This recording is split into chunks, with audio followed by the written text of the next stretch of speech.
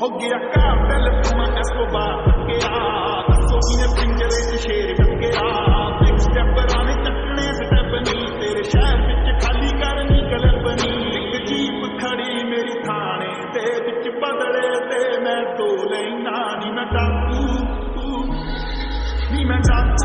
एक नंबर दा जेड़ी चीज अखे